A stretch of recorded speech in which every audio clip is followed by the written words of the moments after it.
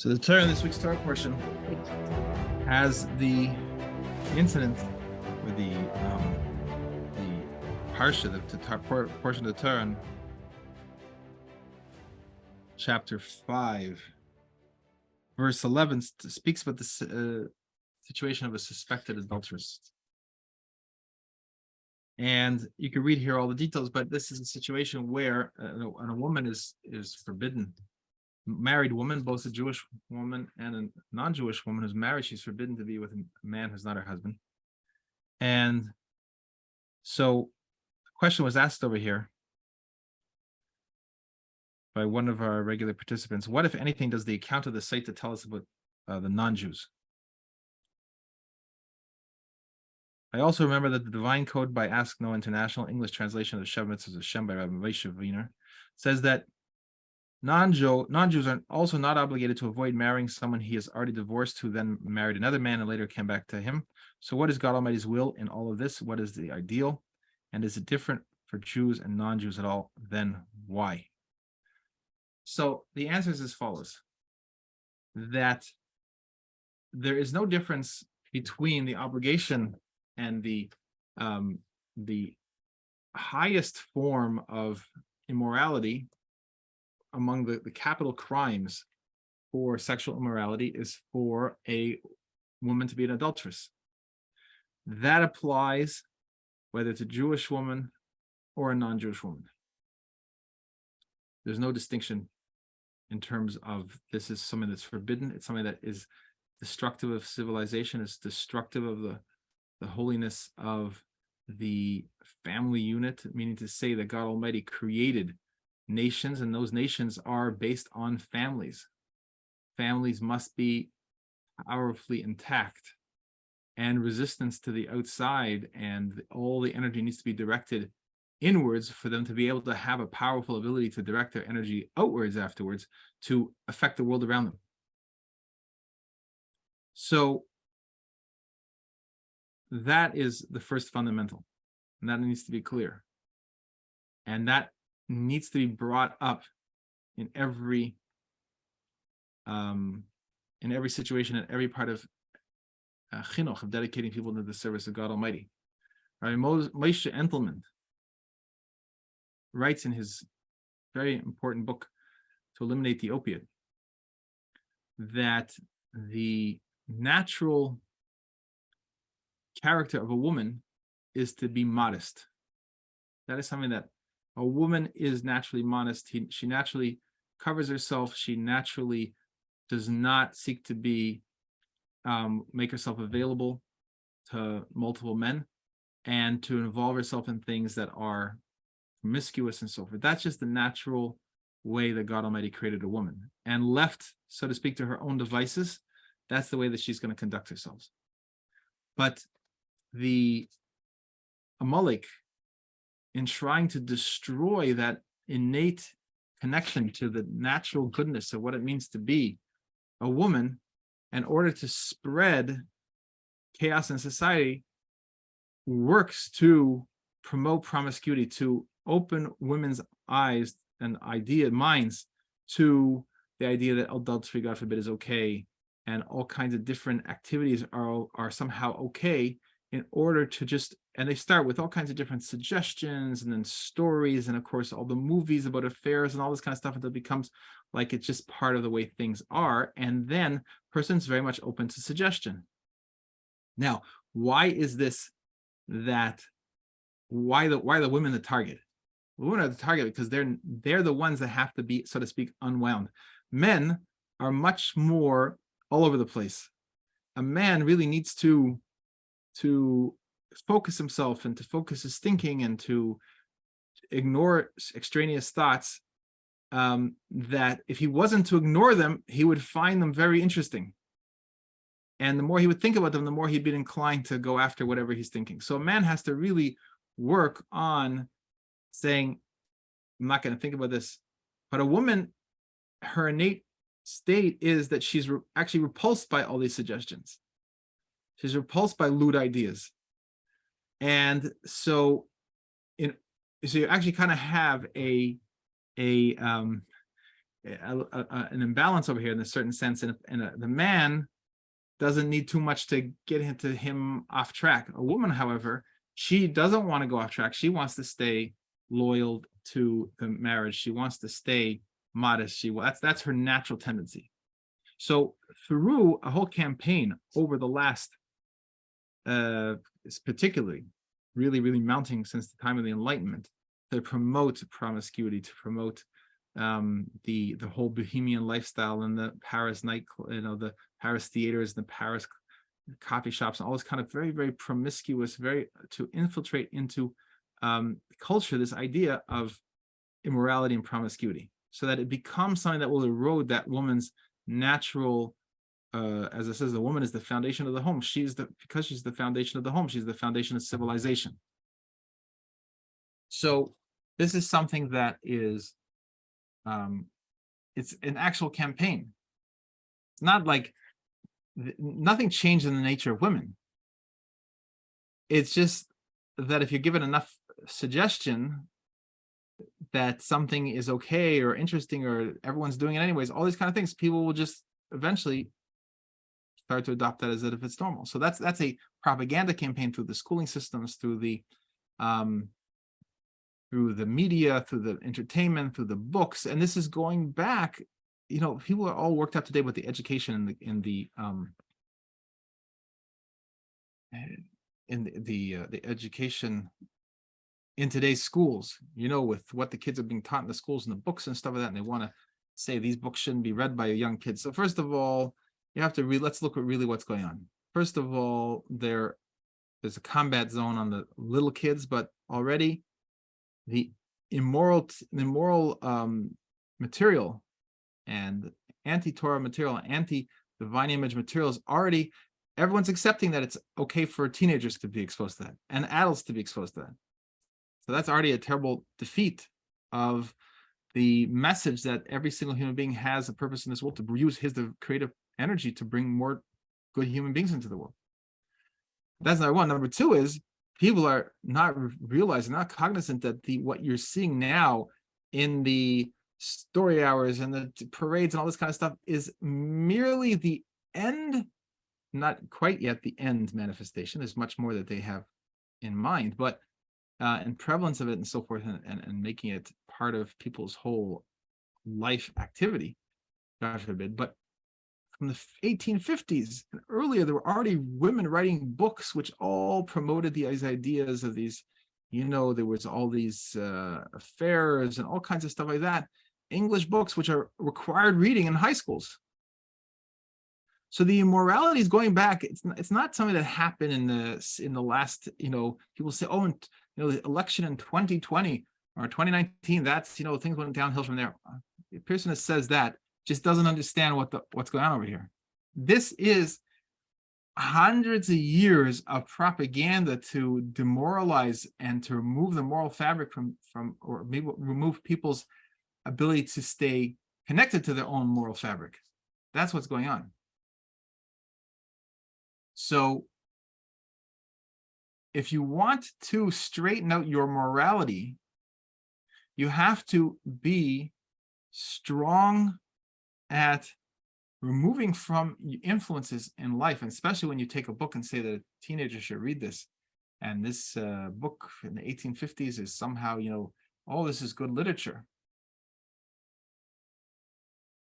You'll notice in the high schools, they don't read the good literature by the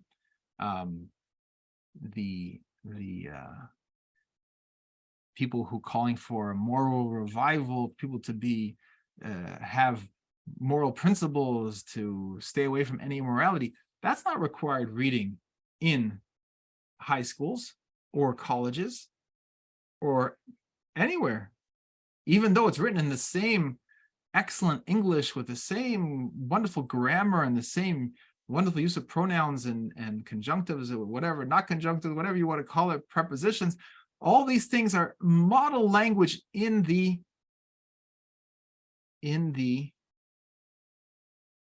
writings of those that rejected these novels and said they were destroying the morals of the women of that time. Well, that's the intention. The intention is to erode the morality of the population. And that's why the English teachers and the principals, that they like this material, because it's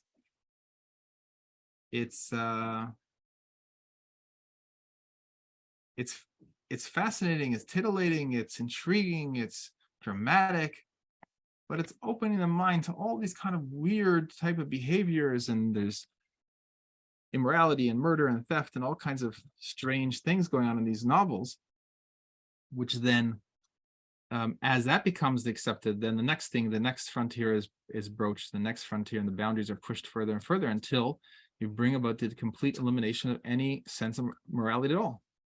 So if you're really honest, you wouldn't be spending your time protesting.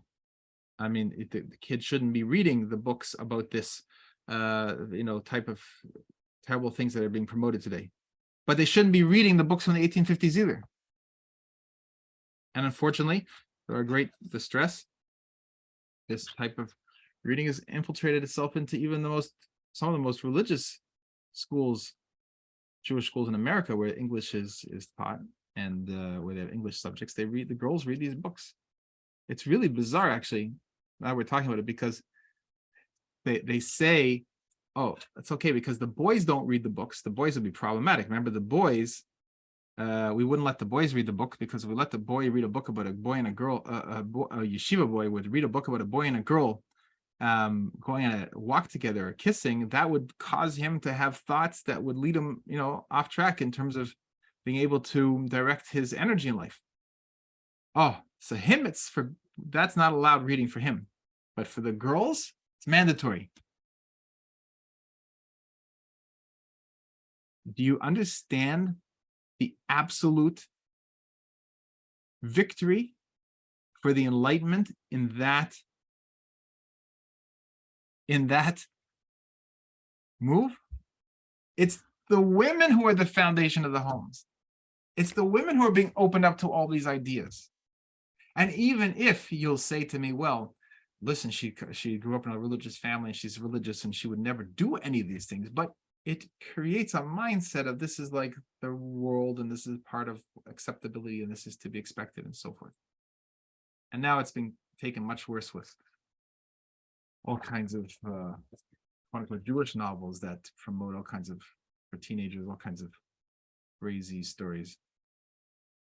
So you could see how in even a religious Jewish institution, a religious Torah institution, that actually, once they agree to the idea that there should be secular studies at all, and it should be especially serious for the girls because it's going to be less harmful in the girls, then they're being bombarded with all this terrible, terrible influences, which were written for the very purpose of demoralizing the people.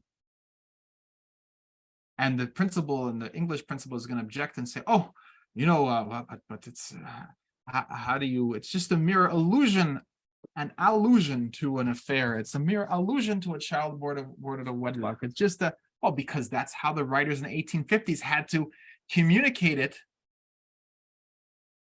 in order that it shouldn't be, outright prohibited for everyone to read. Instead, they wrote it in illusory ways, which are titillating enough for people to allow themselves to read it without feeling that they were violating any real boundaries of morality.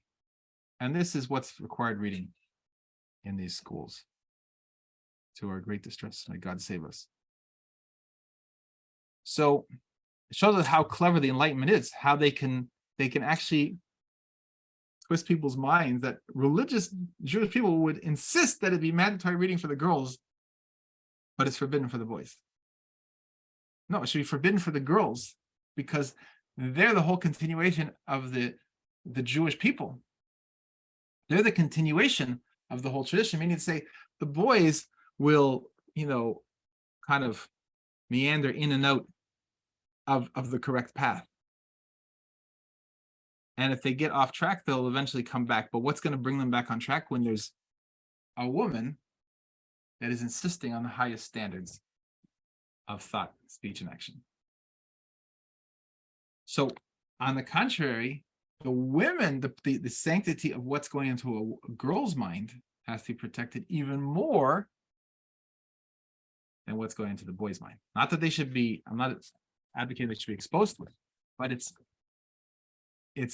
even more fundamental that the girls are not exposed to this.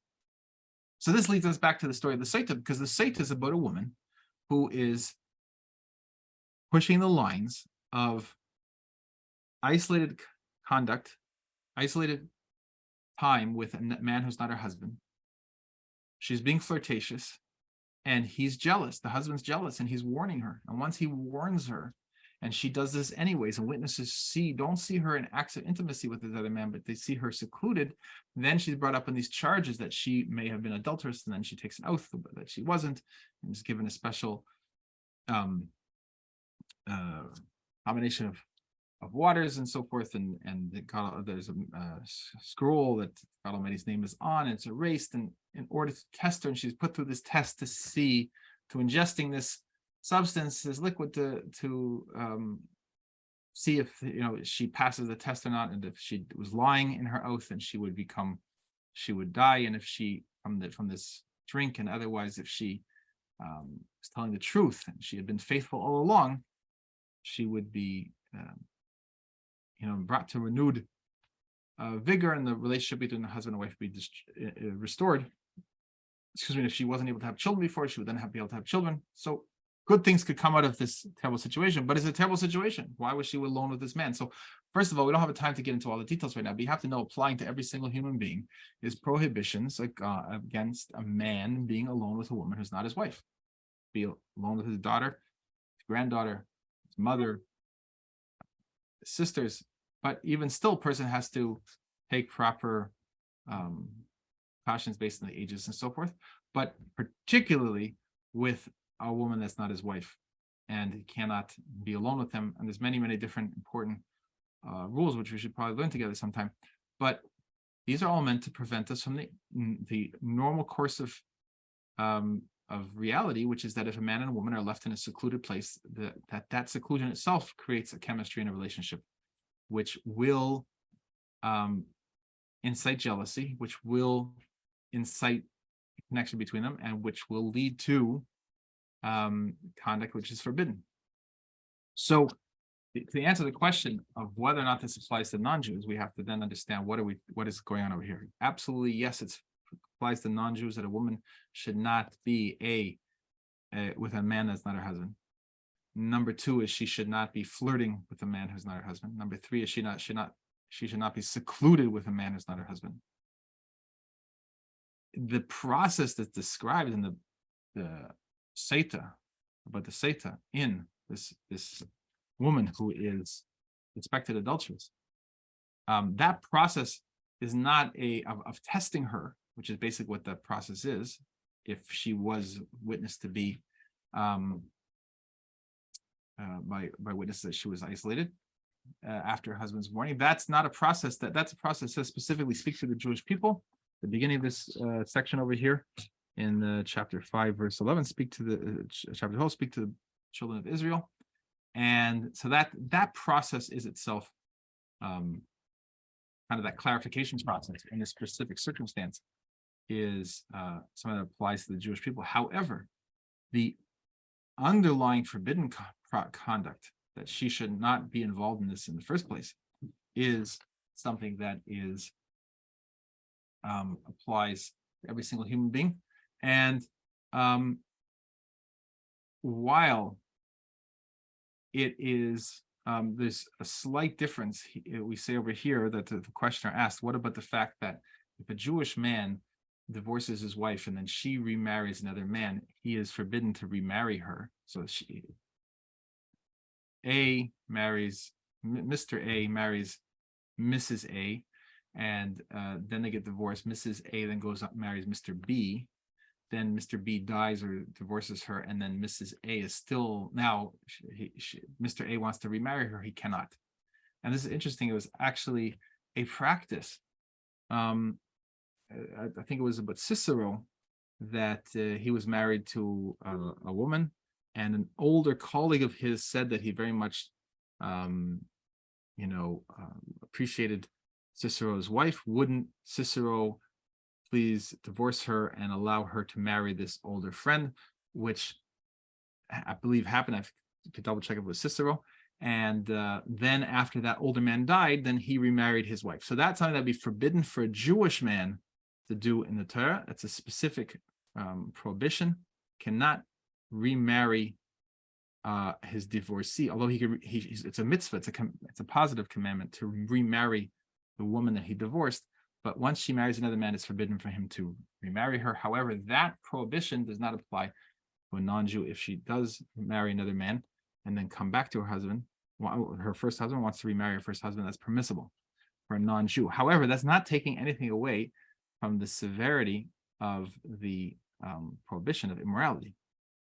And it's something that should not be taken as license to, go shopping around, God forbid. That's not what the intention of it is at all. Something that's forbidden, and licentiousness and immorality and prostitution, all these things are forbidden for non-Jews also. So this is something that is really critical to understand. It's critical for us to strengthen this understanding. We have to get out the message there, because we are speaking into the stormy waters and the stormy wind of the enlightenment of Amalek coming to demoralize everybody and to make it sound like the one who's saying, oh, you should just be one man married to one wife, and that's the way they should live, and should be their sole intimacy, is starting to be presented as like that person is somehow backwards, too much of a traditionalist, and then of course that moves into being called an extremist and so forth. And the answer is no. On the contrary, you don't have to feel defensive about this at all. On the contrary, you have to see that this is part of God Almighty's vision, that the civilization is based on a strong family unit, a man and a woman. That's it. All their interest and attention is focused inwards, because then it becomes a productive energy that builds families and builds civilization. Let's look at a few of the comments over here. Wow, that's fascinating. What's tough for me? I grew up with all this being normal. Yes, well, in today's society, there are so many human beings, non-religious Jews, and the vast majority of non-Jews grow up with either growing up in family situations where there's multiple series of men or multiple series of women for the parents, step parent relationships, and all kinds of step relationships. And then in addition to that, there's all the reading of books from when the kids are kids, and the movies they see and the cartoons, and it just gets more and more extreme. But the underlying principles of the destruction of the family has already been laid from decades ago. It's not something that's just happening now. So it is tough for you. It's tough for everybody, and it's tough for even those of us who grew up in, let's say, more families that were, husband and wife and mother. But there's so many challenges that we're exposed to so many things, and we could be exposed either because we see things, or we are just see them. Like today, if you have any exposure to television, any exposure to movies, you can go see a movie that you think is going to be really, it looks like a decent movie. It has nothing really horrendous in it, but I'll just give you an example of immorality. So there's a movie called Raising Arizona. Raising Arizona is about a little kid that was raised. I don't remember all the details, but don't go watch it to find out the details, but you can, something about a baby and parents raising the baby. Anyways, in the middle of this movie that it seems to be just such a sweet movie and cute, slapstick comedy and all that kind of stuff, one guy turns to the other. It's two married men, and one guy turns to the other, and he suddenly says something. He makes a suggestion that about wife swapping, which of course is forbidden, because a woman that's married to a man cannot be together with another man. So that's absolutely forbidden for any human being. So this guy suggests that they should swap wives. So the other man, he gives this horrified response that's disgusting, it's horrible, whatever he says over there. And that's the end of the scene, and there's no more discussion of it. But why was that script written like that? Because it's meant to be, they're drawing you in for a relatively sweet story with some cute plot lines and so forth, and they just want to throw this idea out there for you to think about it. Now, and the more you hear about that, the more you see about it, the more you're going to read about it. And if you start reading other things and people are talking, then all of a sudden it becomes like a societal normal thing that a person is saying, well, why not? Like that, but then that's the demoralization, because a person's losing sight of the fact that there is a divine set of commands which are meant to, as guidelines, to keep us on the path that is going to be the best for our well-being in the current world, in this world, physical world, in the spiritual world, as individuals, as families, and as communities, and as nations, and as humanity as a whole. So this is the infiltration of these ideas are just intended to break down those boundaries. So that in that Raising Arizona movie, the guy didn't say, let's go let's go rabbit hunting, or let's go rob a bank. Okay, we got nothing to do this afternoon. Let's go rob a bank. Let's go slash some tires. That would not have advanced the normalization of immorality as it did by suggesting what they suggested. And then, of course, the shocked reaction is just part of that's how they normalize things. First, there's all these shocked reactions like you see today. People are reacting in shock over what's merchandise is being sold and all this kind of stuff like that. But that's just, no one in the movement to normalize these things is in any way bothered by this. In fact, they're celebrating the fact that there's this uproar, because this uproar is part of the normalization process. And then next year, there'll be less of a reaction. Next year, it'll be less and less reaction. So this, you grew up with all this. The answer is, this is why Zechariah 23 says that human beings are going to flock to the upright Jew who did not allow any of these influences into his life. Or if he was exposed to these things, he returned to God Almighty, and he works to not dwell on these thoughts and not to act on these thoughts, not to speak with these thoughts or these ideas. So that is going to be, those people were going to become a magnet for humanity. That's the light into the nations. The light has not gone out with the people who are responsible in carrying the Torah from generation to generation. So I see this with many people I learn with. They're coming from backgrounds, they're young men and women. The chaos, the relationship chaos in their lives, the chaos in terms of immorality, theft, the association we have with other people that are even sometimes involved in murder situations.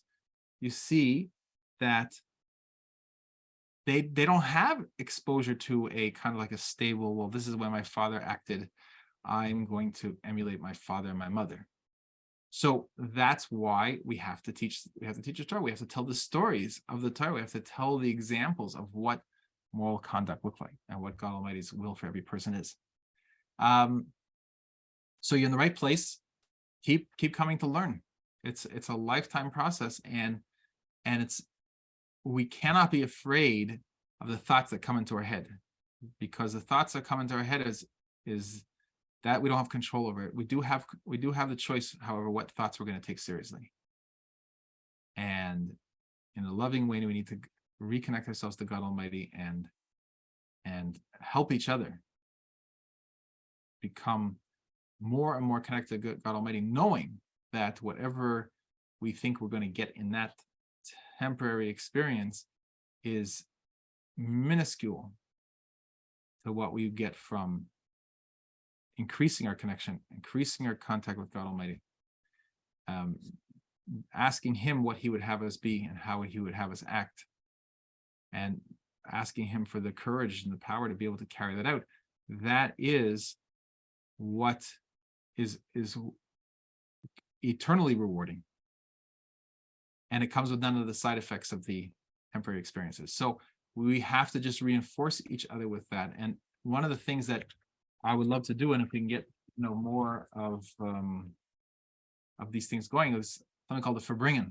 A Verbringen is a little bit more of instead of a class, and more of like an informal gathering where we could just strengthen each other on some of these very, very important very important principles, important things, and just be able to talk about it in a more heart-to-heart way. So let's please speak up to help create opportunities for that. Next comment, this happens for women with modesty. Address young women by what is most available to them. Yes, well, this is a tremendous thing. You're going to walk into a store and you're going to see what's available, and cut is like this, the skirt line is like that, that's what's in style, because it's become, through the education system, completely marginalized, and through the television, the media, and so forth, and movies, marginalize the idea of an older generation saying to younger generation, this is not proper dress, this is not proper conduct, this is not proper speech. So in order to accomplish this, that a girl will walk into the store and even be willing to buy something, is because her parents have abdicated their responsibilities to say anything about it. And in many cases, the mother herself is wearing the same stuff. They'll probably go shopping together. So everyone's like deteriorating in this, and it becomes very, very challenging. And it becomes very challenging to raise children and say, we're not going to dress like that. And that's why it's so important. I always tell people, people say, oh, well, upright Jewish girl is not going to dress like that, non-Jewish girl on the street corner. And I always tell them, well, one second, that's not really the way to educate the Jewish girl, because she is going to be stuck in life with this choice. Well, there's a Jewish way and there's the not Jewish way, and then it's kind of like two options. And one's always pulling. And especially when the society is going more in the direction of the way this non-Jewish, immodest way this non-Jewish girl is dressing, then it's going to become tempting. So what's missing over there in that way of speaking, for the parent to speak that way, is what's missing is that this Jewish parent is failing to see that the way that the non-Jewish woman is dressing is also improper. So he's saying, well, that's a non-Jewish way of conduct. No. That's also not a non-Jewish way of conduct. No human being should be conducting themselves this way. And the way to educate our children is to say to them, that lady, you see the way she's dressing? That's not fitting for a non-Jewish lady either. And then follow that up by walking up to the non-Jewish lady and saying, excuse me, God Almighty created, as Rabbi Steif writes, that the glory of the king's daughter is meant to be internal. The beauty of a woman is meant to be something that's internal. It's not meant to be displayed on the street. So if you go up to her and tell her that, and encourage her to improve her dress, then you're showing your own children that this is not about, we're not just merely, trying to weather out the storm and trying to not be affected by all these seemingly easygoing, anything goes things of the world. No, the way that the world, these demoralized ways of people's conduct and people's dress and so forth, and the way they speak, something that we need to be influencing them in the other direction. So I want to encourage everyone to take that to heart also. I was watching this, is that think about who you can speak to and say, my dear sister, daughter, that's for your own sister's daughters also, but I'm saying, but people, the girl next door, the girl down on the stoop of your building, the girl who is walking down the street, sitting next to you in the bus, you say, you're created in God Almighty's divine image. And the verse in the Psalms, Kol kavod bas melech panima, all the glory of the king's daughter is inwards, applies to you. All this beauty that you have on display, God Almighty created that beauty. We're not saying that there's anything wrong with the beauty. On the contrary, it's a creation of God Almighty. We're not going to deny its beauty. We're just saying that God Almighty is saying that is meant to be something that's an internal expression. It's not meant to be on public display.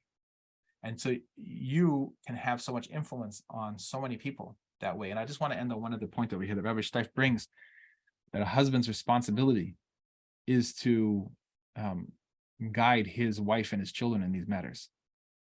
And a husband should be encouraging his wife. So he writes I was looking up what he writes about the Sotah, and particularly in relation to the non-Jewish people in the book, the holy book that we learn on Sunday mornings. And he says over there that And while he, as we concluded over here, the Sotah procedure doesn't apply to non-Jews. This testing of the suspected adulterers does not apply. That process is not a process available to non-Jews.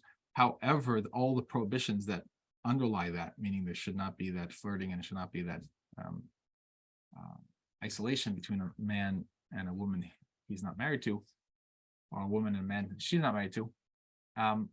So that doesn't apply to non-Jews, but all the other concepts do apply. And he does right over there, and this he does say every Jewish man should be doing, but in understanding the context of it, we really could understand that it applied to every single human being, because every man is responsible to dedicate his own family to the service of God Almighty. So he needs to speak to his wife and daughters about how they dress themselves. He needs to speak to them, make sure that, and in a loving way, and he emphasizes many times, we don't have time to go into the actual text of what he says over there, but in a quiet way, in a gentle way, he needs to encourage his wife about her dress and her modesty, and know that she shouldn't be spending time with men, and so too with his daughters. And of course the same thing would apply to his sons, that he should be encouraging them to also be moral in their conduct. And moral means not getting yourself into situations that's going to lead to immorality. So we have so much good to be able to accomplish, and I want to bless you all with that. We should, you all, us together, should have success in this, and that we should have to, we need to make sure that we carry the message like we started at the beginning. We're not looking at other people, even though they're going so far from God Almighty's standards, they're going so far from their own standards. And the demoralization is being foisted on us by propagandizing foreign elements that seek to destroy our country, seek to destroy our nation, seek to destroy not only the Jewish people as a nation, God forbid, seek to destroy America, God forbid, and other countries, by pushing in this immorality, distracting people, getting them into just frivolous uses of their productive energy.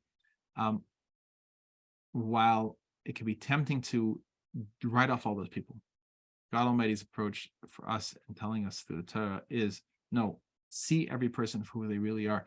They are one thought away from being connected to who they really are, which is created in God Almighty's divine image. See them that way, speak to them that way, and you'll have tremendous influence in bringing back thousands, tens of thousands, hundreds of thousands, millions, and then billions of people to see that the warmth and the loving kindness in the ways of God Almighty and the ways of the Torah. And may we experience the complete fulfillment of that now with the coming of Mashiach and the righteous redemption of the entire world with the righteous Redeemer of Mashiach. It will be a time when every human being is going to be settled into the calmness and the tranquility of this knowledge and the conduct that goes with and flows from the tranquility, and then contributes to even more tranquility. May God Almighty bless everybody. Have a great evening.